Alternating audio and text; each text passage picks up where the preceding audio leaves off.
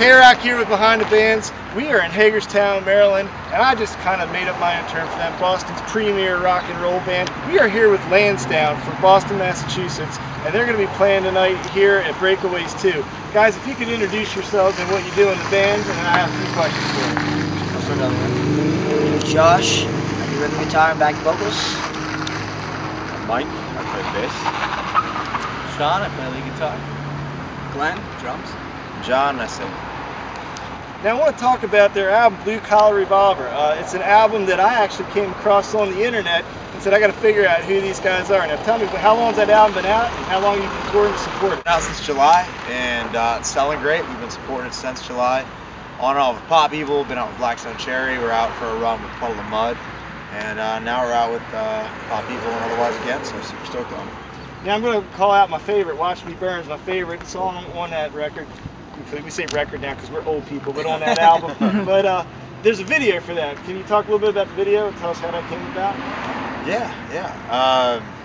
Basically, we're in a bar and we see these girls. We're coming in to play, and they take us for all we're worth. They take our wallets. I think they take all of his pride and whatever else is left on them. But you have to check out the video on our YouTube channel, and it's kind of a reverse. You know, it's the ladies taking advantage of the guys. She lights me up just to watch me burn.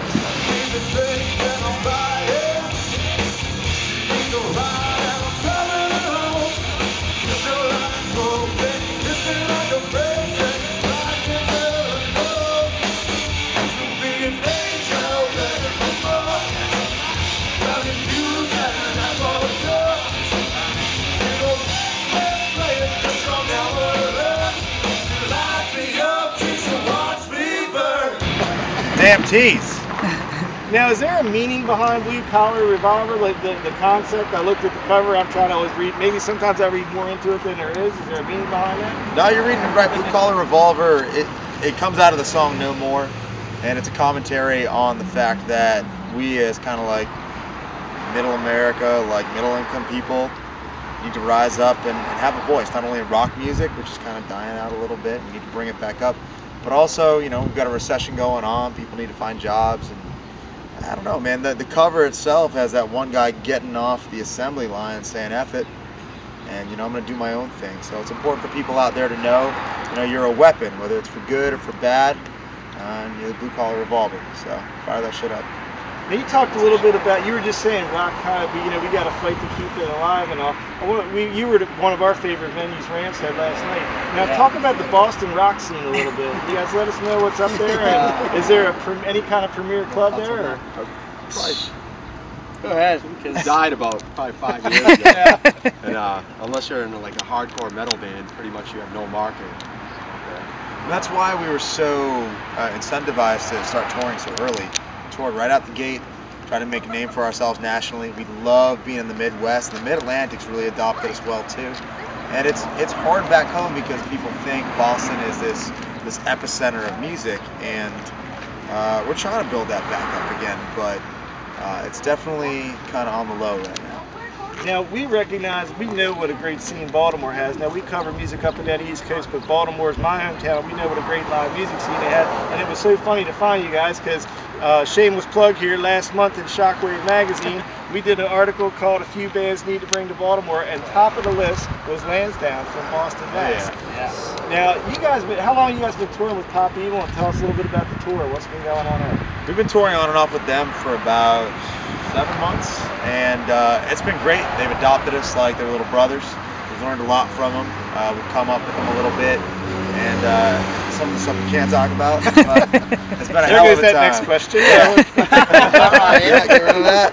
Yeah, I'll tell you that one later. But dude, it's been great. It's great to have mentors and people you can appreciate that have done it, and we just love those guys.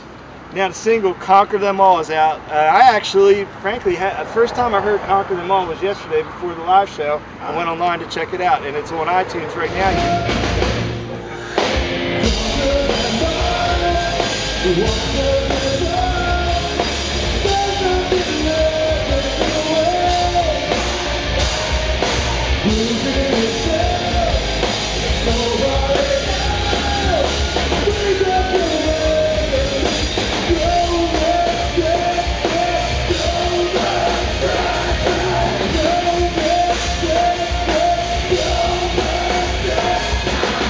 up.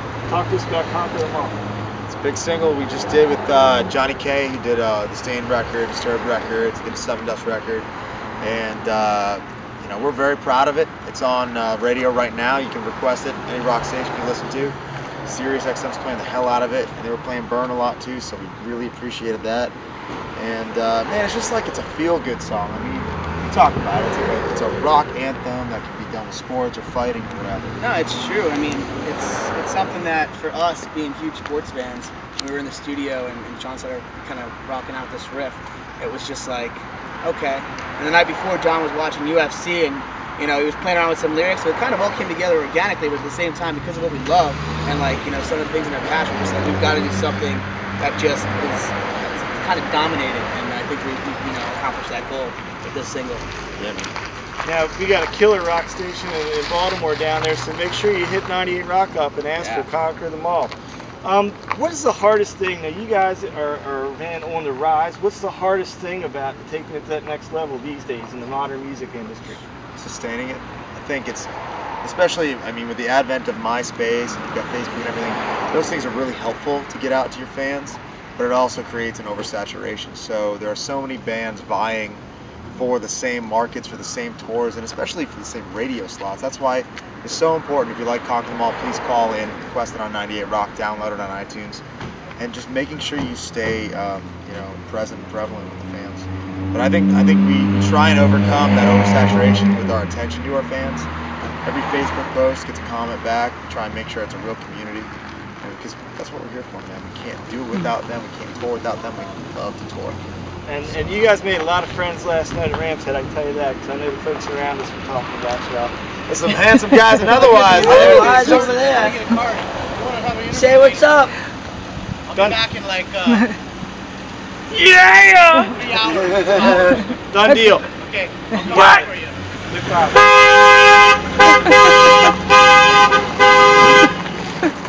Matt, get in. Oh, hey, get it. As you can see, we're just a giant party. This is the newest member. He's our tambourine player, Matt. It's really interesting today. Matt's been like kind of showing up at the last, which is more than welcome, by the way. Absolutely. It's like, hey, I'm Matt. This is the Rock. I have no idea what you just did. You were just saying something horrible about Papa. No, it's